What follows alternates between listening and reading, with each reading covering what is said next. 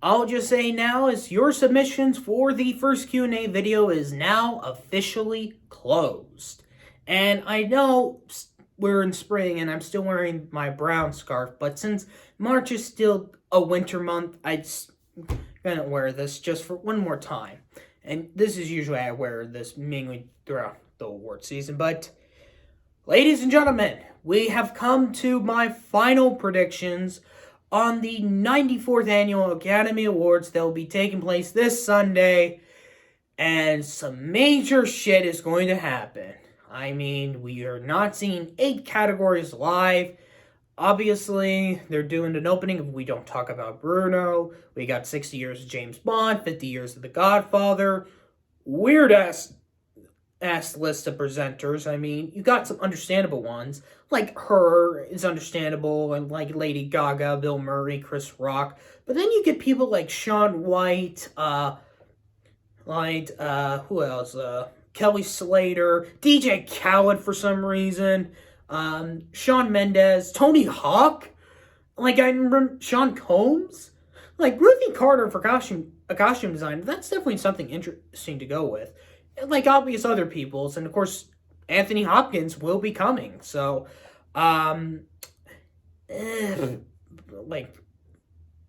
of course the weird ass choices of choosing Regina Hall, Amy Schumer, and Wanda. Wait, so Vanessa Hudgens is doing the pre-show with Terrence J. and Brandon Maxwell. See, this is probably going to tell us that I should say this. Academy, just leave ABC. Just leave ABC now. If they threaten you, leave them. Maybe NBC could take over now since they don't have a show anymore. Unless they do not want to deal with it. But we'll have to see what the ratings is. Stupid fan favorite thing. This cheer moments. I don't know, like what is Cinderella going to be the front runner winning this? Rachel Zegler, who was bitching that she was not going to go because of the pandemic guidelines, and then they changed her mind, and so like it is understandable, but if you have to reserve it for people that are nominated and also for the family members, jeez, even Chastain's decided to not attend the red carpet, so bit of an oddball, but obviously tonight is also the Governor's Award, so they will honor, of course, their honorary Oscars to Liv Ullmann, Elena Mang, and Samuel L. Jackson, and the Gene Herschel Humanitarian Award going to Danny Glover.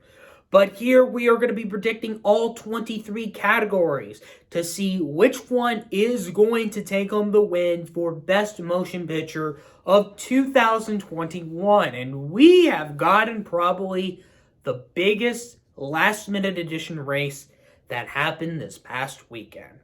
So, I will be, of course, going through all 23 categories in the order from this year's nominations announcement video, which was, of course, by Tracy Ellis Ross and Leslie Jordan. I mean, that was not going to be... Yeah, Tiffany Haddish is presenting. That's going to be cringy. Why? At least Maya Rudolph's not doing it, thank God, unless something happens, and interesting you don't get the 3 Spider-Mans, or Al Pacino or Francis Ford Coppola. Like, we don't know who's presenting Best Picture. Maybe Kevin Costner, which is the one that makes sense, unless if it is Best Director, since I don't see Chloe Zhao. Maybe they might do a last-minute list of presenters, maybe on Friday or Thursday, I don't know. But I have to see how this show is going to go, so we're going to be kicking this off right now. Best Supporting Actress seems pretty easy at the moment, with Ariana DeBose taking the win for her performance as Anita in West Side Story, the same role that Rita Moreno won in the 1961 version. And she will be the 3rd actor in history to win an Oscar for a performance of a character that previously won an Oscar. Of course, we had Michael Corleone in The Godfather with Marlon Brando and Robert De Niro, Arthur Fleck, aka The Joker, with Heath Ledger and Joaquin Phoenix, and now, of course, with the Anita from West Side Story with Rita Moreno and Ariana DeBose, which, although I have seen the original film, honestly, I am not looking forward to that performance because watching the original performance by Moreno in the film wasn't a standout for me. So it could be, like, maybe something might be better, but if they're saying it's the same, I'm not really looking forward to it. But it is definitely going to be one of the easiest wins, and probably either that or supporting actor is going to be the first award of the night for the televised one, since we're not counting the 8, sadly. Best Costume Design is another easy choice, and that is, of course, the movie about costumes with Cruella. I mean, although Dune does have a thread if it is doing the Mad Max thing, which is coincidence because Corella's costume designer is Jenny Bevan, and it's very interesting that Alice in Wonderland is the only film of the Disney live-action remakes to win. I tried to predict that with Cinderella and it wasn't Mary Poppins Returns. Yeah, with Cinderella, didn't work. Mary Poppins Returns didn't work. Mulan last year's Beauty and the Beast didn't. So, it feels like it is time to give another live-action Disney remake an Oscar, and since it's a movie about costumes, you cannot deny about that one. So, that is definitely going to be one of the easiest wins, but Dune could be a threat of winning anything it's up in the technical categories. Speaking of Dune, Best Sound is obviously going to Dune. And I feel like Dune is most likely going to take the most wins of the ceremony, especially in the technical categories. So it would definitely be like this year's Gravity and Mad Max, where it went big in the technical categories and take the most wins, but would not win Best Picture or even in the Big 8 categories. Which in this case is just adapted screenplay and picture. But this is definitely one of the solid wins. However, outside of costume design, West Side Story is a threat to win any of the other 3 technical categories it is up for. And it really makes sense because they do go to musicals. And I don't know when was the last, I think it was Saving Private Ryan, I believe, was the last time a Spielberg film has won a sound award. And I feel like if they do want to do that, it makes sense. Obviously, the last music-related film to win a sound award was Bohemian Rhapsody for both editing and mixing when they had, at the time, split up. The last time a legit musical won was Les Miserables. So it has been over, legit 9 years since the last musical won a sound category. So it is a possibility, but I am going with Dune here. More on Dune here for this one because it is now time that Hans Zimmer will get his long overdue second Oscar for the original score category. Although it's a shame we won't get to see him get a standing ovation live for his overdue second win, but it will finally give him a second win of his career after The Lion King. It's probably been one of the most deserved wins. Although The Power of the Dog is probably the only contender of this one, maybe Encanto as well, with the big news that we've been going on, because we have the star Stephanie Patrice presenting, and of course the We Don't Talk About Bruno performance. And obviously it would be kind of a close to when Hilda Gutoro won 2 years ago for Joker. 2 years ago for Joker. It could make sense they could give it to another female composer. Although this is only Greenwood's second nomination, I do feel like it is the year for Hans Zimmer to finally get his second Oscar for Dune. Adapted screenplay is definitely going to be, after not specifically its Writers Guild win, but a big win it got. I am going with Sean Heder for CODA here, because Jane Campion basically has already a win for another category. But since Heder is only nominated here because she's not in for director and she's not a producer for CODA, it does make sense they do want to give the film, her an Oscar. And it would definitely be the big impact of what has been going on through the awards season. Although The Power of the Dog is the only threat because it did win Critics' Choice, but CODA did win the Writers' Guild, but that's with The Power of the Dog being ineligible, and it won the BAFTA. So, unless they could, The Power of the Dog could get back of its momentum after what happened last weekend, but I feel like with the strong impact CODA is having right now, I feel like it is going to be one of the biggest wins for CODA tonight, or at least one of the 3. Original screenplay is a massive bloodbath between Kenneth Branagh for Belfast and Paul Thomas Anderson for Licorice Pizza, both overdue for their first Oscars. Branagh on his 8th nomination, PTA I believe on his 11th nomination, both of which are also up for Director and Best Picture. We know they're not winning Director, and this is the only chance. Belfast has the Globe and the Critics' Choice, and Licorice Pizza won the BAFTA, which is very odd that they flip. I mentioned this in the last video of my original predictions for them. However, the Writers Guild, they went with Don't Look Up instead, which I think that was just a weird choice. Now, the thing is, it could be like telling me if like the 8th grade beat Green Book of the Writers Guild, I would say that would put The Favorite in a good place. But it is a possibility that, like, if I said if Don't Look Up won over Licorice Pizza, you would say Belfast is a good place. Now, Licorice Pizza really could be more of the bigger win. However, Belfast has more nominations than Licorice Pizza, because Licorice Pizza only got the 3, Belfast has got 7. And if they do want to give the film at least something throughout the season, I do think they're going to not give PTA his first Oscar and give this to Kenneth Branagh.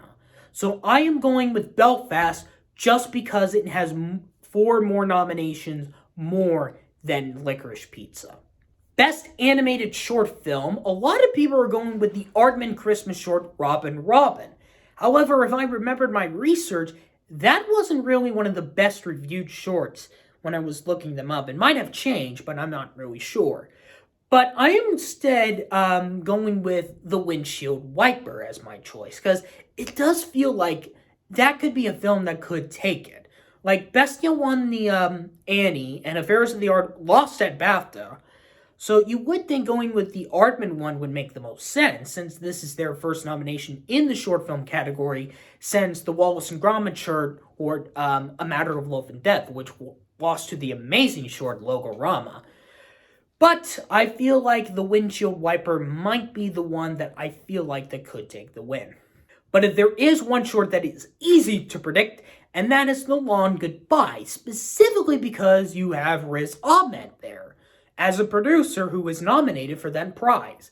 Now, obviously, there have been some people that have been nominated that didn't win, like notable names like Branagh, of course, as I mentioned, Jeff Goldblum, Taika Waititi before he became a household name.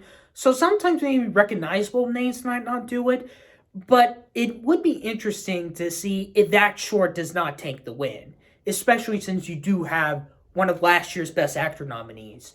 Although we won't see that televised, I feel like The Long Goodbye is easy to win for Best Live Action Short. Best Supporting Actor did add a little bit of the race at the beginning, with Cody Smith-McPhee winning at the Golden Globe for The Power of the Dog.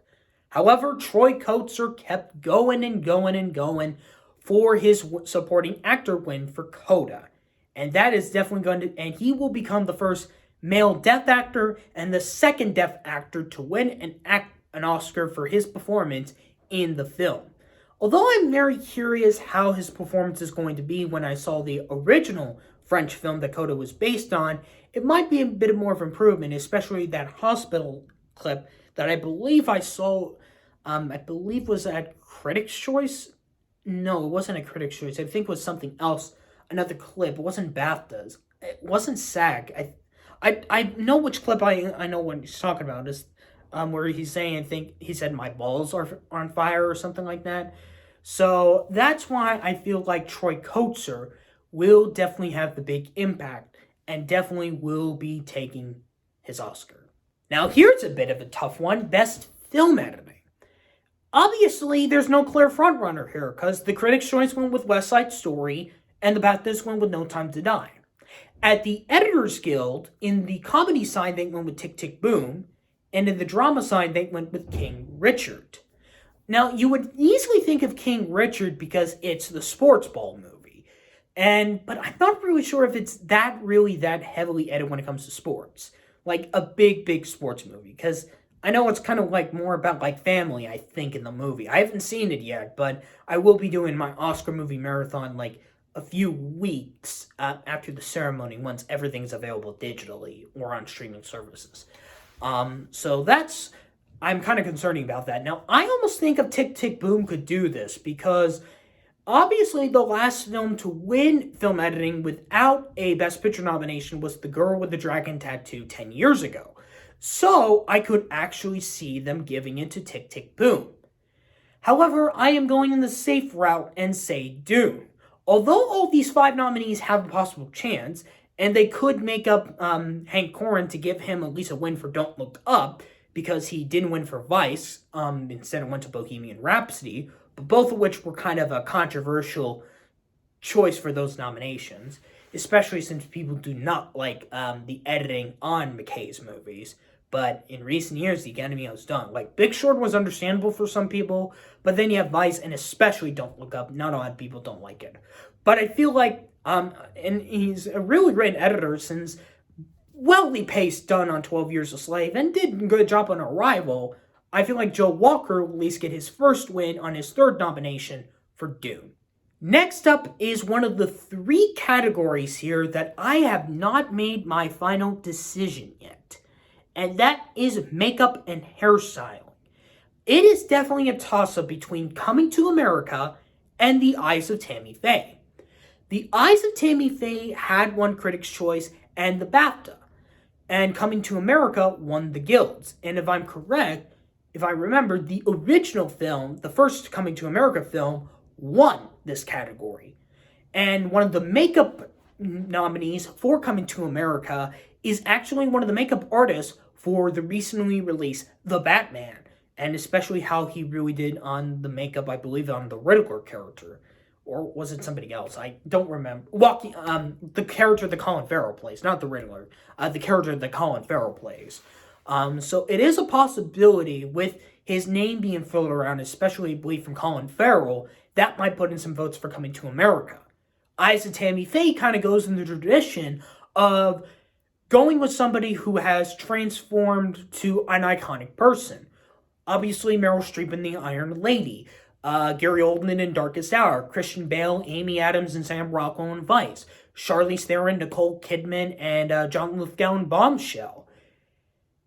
And I think with that recent trend, I am going to go with The Eyes of Tammy Faye. Of how they changed Jessica Chastain. I don't know if there's a big makeup presence in Andrew Garfield, but how they changed Jessica Chastain into Tammy Faye, I am going to go safe and say The Eyes of Tammy Faye. But Coming to America, I almost thought of, because Suicide Squad won this, so bad films could, or not good films, could actually win here.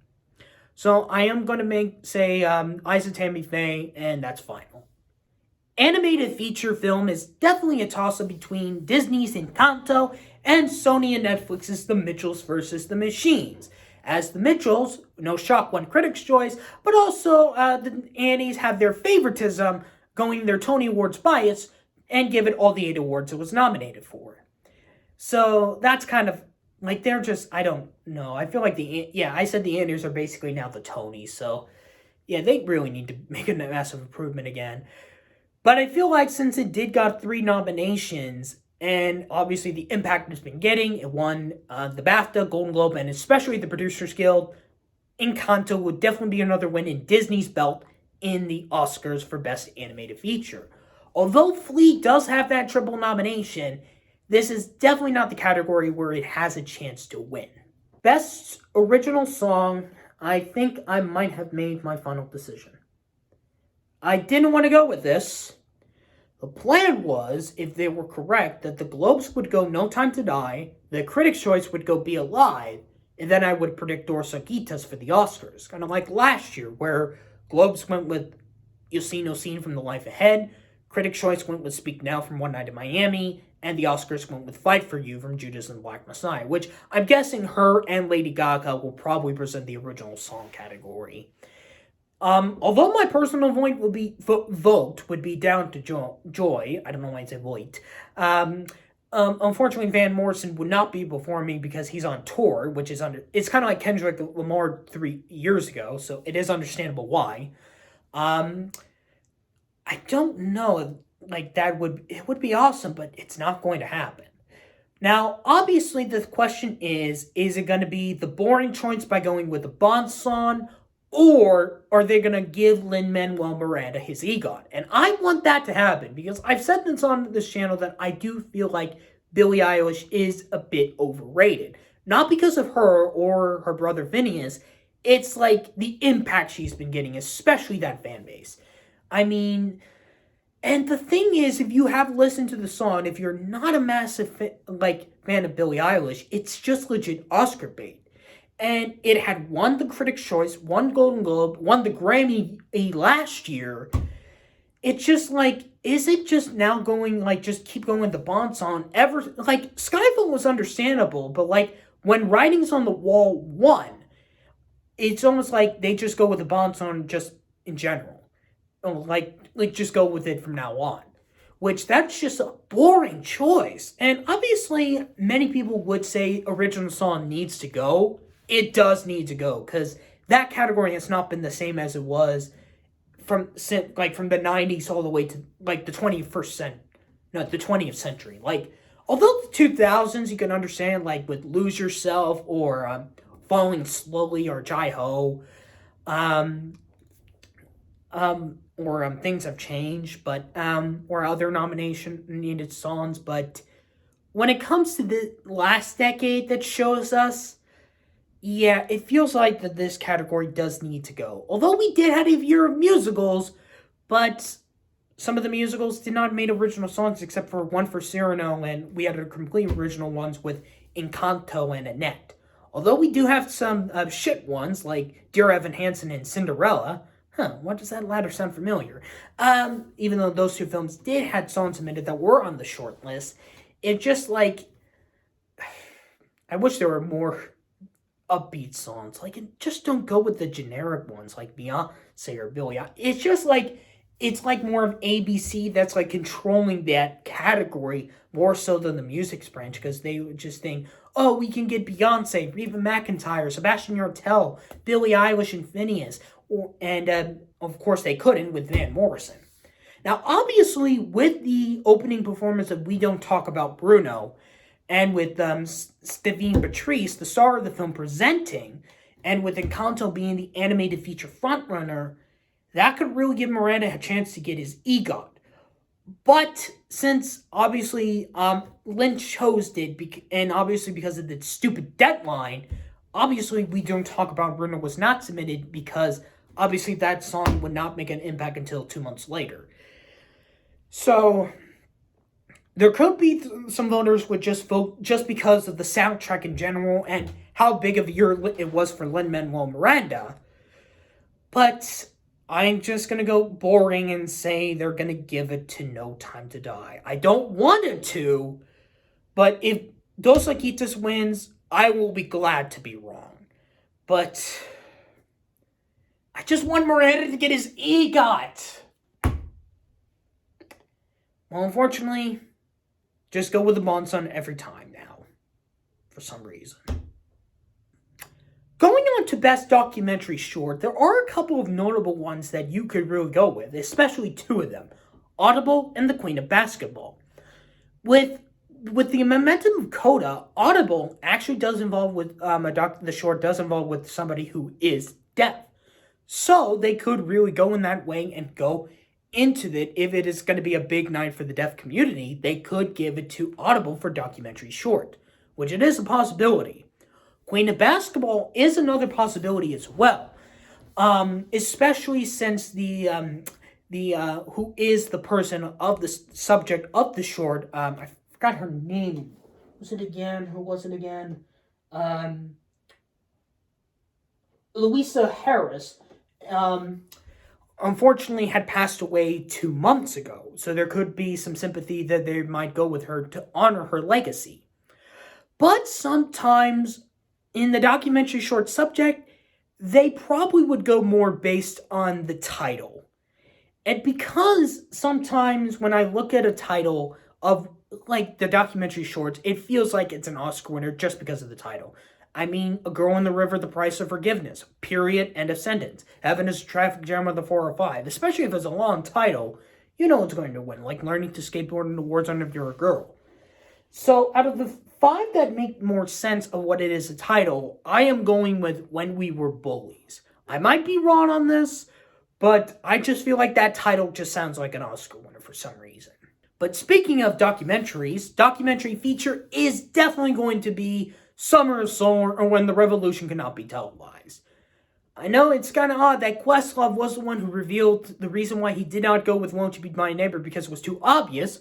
So that tells us he was a member of the documentary branch, but he was probably bribing to them saying, don't snub me. And of course, since he's been the DJ for the Oscars in recent years, of course, he can't do it, which I believe is DJ Nice, if I believe who it is, if I'm correct, or is it D Nice? DJ D Nice is going to be the DJ since Questlove can't do it. And of course, since we had with the John Batiste thing last year, it would make sense that Questlove would follow that up. However, Attica did win the Directors Guild, so it is a possibility, especially with its subject matter, really could do it, because they do like subjects involving massive, like, brutality and violence. This is the possibility that Flea could actually win here, which I almost thinking of it.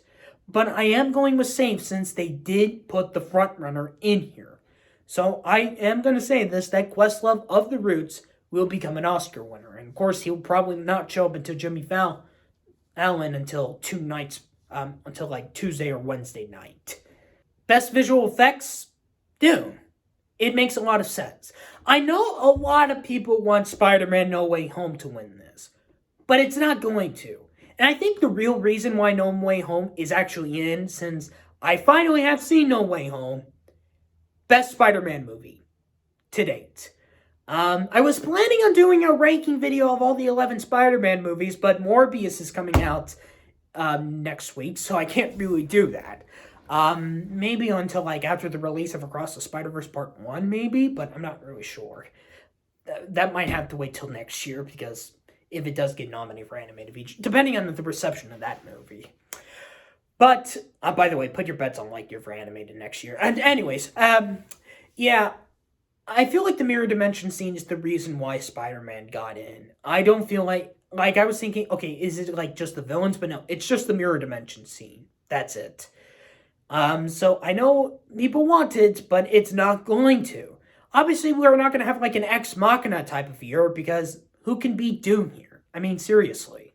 Not No Time to Die, not Matrix. No Time to Die could also win in the sound category, by the way, since Skyfall did win sound editing, but I don't think so. So yeah, this is definitely one of the easiest categories to predict. Cinematography also does feel like this is going to be Dune.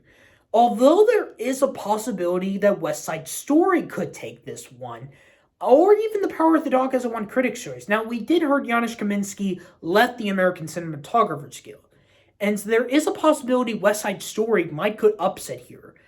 But I am going with the safe bet and saying Dune. I am also going to say safe bet with Dune for Best Production Design. I almost wanted to say Nightmare Alley here, especially since it did got that Best Picture nomination.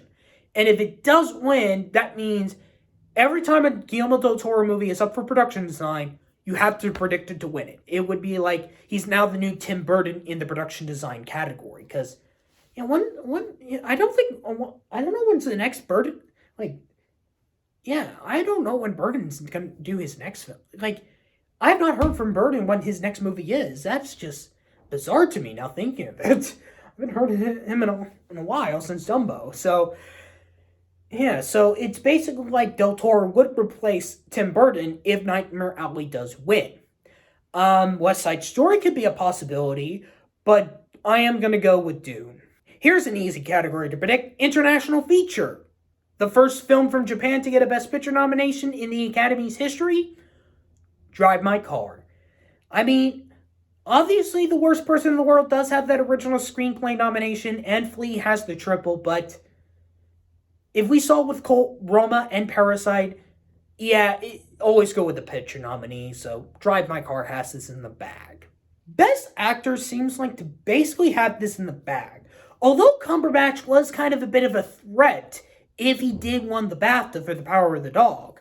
However, it is Will Smith's year. He is finally going to win his first Oscar. Even though if he is also nominated for Best Picture, this is going to be a moment that I think everyone is going to be excited for. Yeah, it's basically one of the easiest. It's just him and Ariana DeBose swept. It's just like the other two acting categories didn't.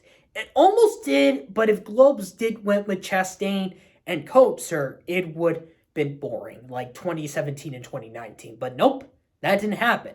Speaking of Best Actress, although Nicole Kidman won the Drama Globe for being the Ricardos, I am going with Jessica Chastain here for The Eyes of Tammy Faye.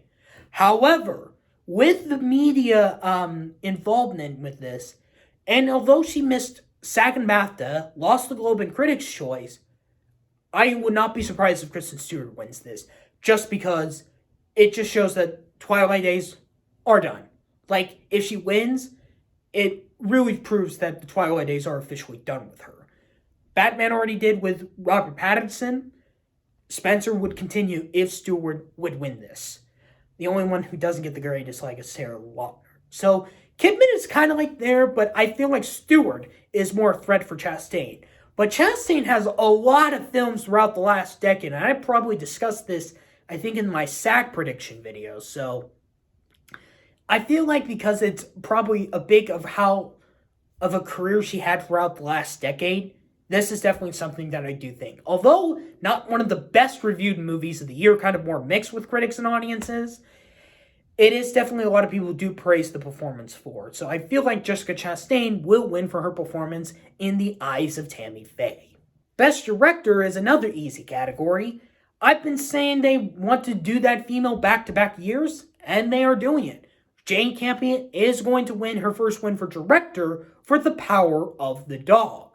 However, there is the recent controversies of her calling Sam Elliott a bitch when he gave his thoughts on the movie, and of course her comments she did to Serena and Venus Williams at the Critics' Choice.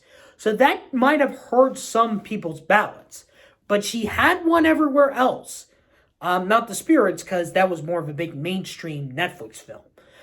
So we will see the back-to-back years, and Jane Campion will become the third woman in history to win the Best Director category. And I believe the first from New Zealand, unless if I'm not mistaken. We now come into the final category, Best Picture. And for what I do, for those who are new to the channel, I usually go by ranking on what I think is the least likely to win to what I think it is going to win. And this has to be based on many things. 1, on the nominations it got. 2, the nominations and wins it got from other award shows. 3, what I think the results of based on the wins they're going to get at the main ceremony, on what if my predictions are 100% correct on the results. And number 4, it has to at least get nominated for editing, writing, directing, and at least one acting nomination. But that might change here, people. We'll have to see. Starting up at number 10, which I think we can all agree what is definitely last place, Nightmare Alley. Has a Best Picture nomination to Critics' Choice, but it doesn't have any of the 4 that it has a chance to win. It only has 3 tech nominations. Yeah, that's basically it. Number 9, Drive My Car. The reason I am putting it a bit lower than usual is, although it has a director nomination and screenplay nomination, obviously it doesn't have an acting nomination or it doesn't have a film editing nomination. I think the real reason why I have it low is because it's its only Best Picture nomination it's got throughout the main season. Because obviously now the motion picture non-English language films are now eligible in the motion picture, musical, or comedy and drama categories at the Globes.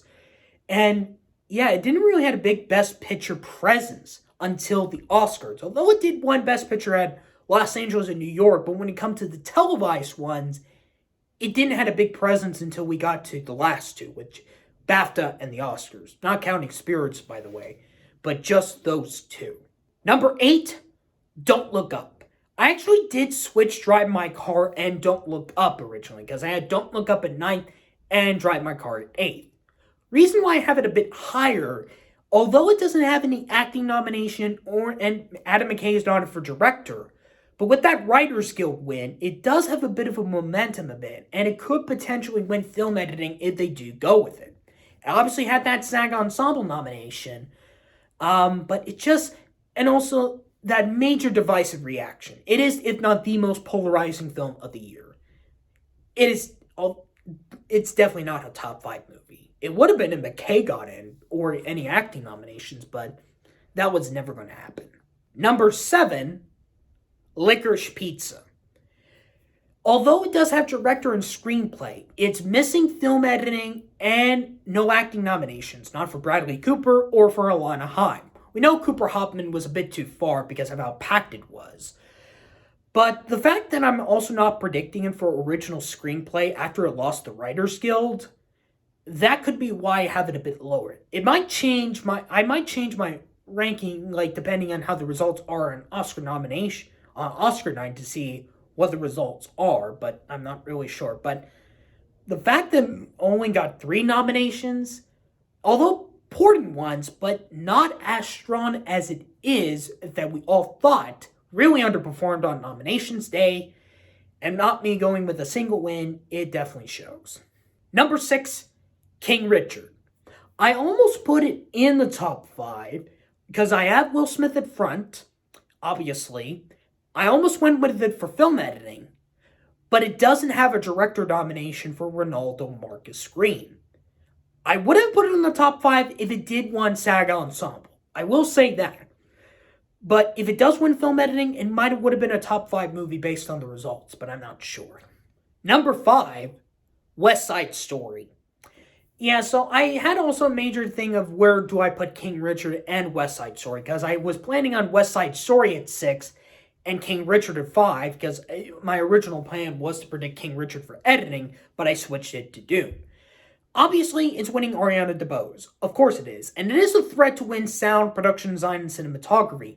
Maybe director if the backlash for Campion really hurt her does hurt her on losing some votes.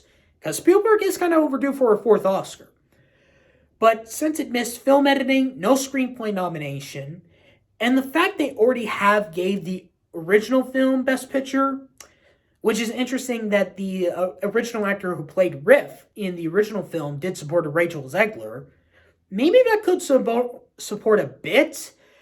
And they kind of still need to overdo a Spielberg film to win Best Picture because, of course, Saving Private Ryan got robbed by Weinstein. But it's just like, do they want to give a film they already have gave picture 50 years ago? Although there might be a lot of different voters, but like if there are any voters from the 60s that are still alive, probably. But like when it comes to like voters that now, are they thinking, do they want to give it again? I don't know. Number 4, Belfast. As you see, I am predicting it for original screenplay. It does have director. It does have 2 acting nominations. But weirdly missing cinematography and, of course, missing film editing. A big important category. The cinematography one is kind of weird. But the fact is that we do not know what else is going to win other than original screenplay if it is correct. But sometimes, if you're like Spotlight, you can just win screenplay and picture. So that could be like with Belfast or Licorice Pizza. But I have Belfast as more of a stronger possibility. Number 3, Dune. I do have it, of course, getting in the most wins. Visual effects, film editing, cinematography, production design, sound, and original score. It does have adapted screenplay. But with Denis Villeneuve missing Best Director, which is probably the big snub of this year's Oscars, that kind of hurt a bit of its chance for winning. Obviously, it didn't have no acting nominations. If like Rebecca Ferguson or Oscar Isaac got in out of nowhere, that would have showed they really didn't love the movie. But or almost like they would probably give it to Dune Part 2. Unless if it's going to be a trilogy, they might give it to Dune if it's going to be a Dune Part 3, but I'm not sure. But with it definitely getting the most wins and with having 10 nominations, it does show that it is a definitely top 3 movie. Now we come into our top 2. 2 streaming service movies. Which one's going to take it? Number 2, The Power of the Dog. I know that's weird for me to say that because in my nomination reaction video, I said it was unanimous it was going to win because it got everything it could get except for costume design. It overperformed in the tech categories, but it got the most important everything it could get to win.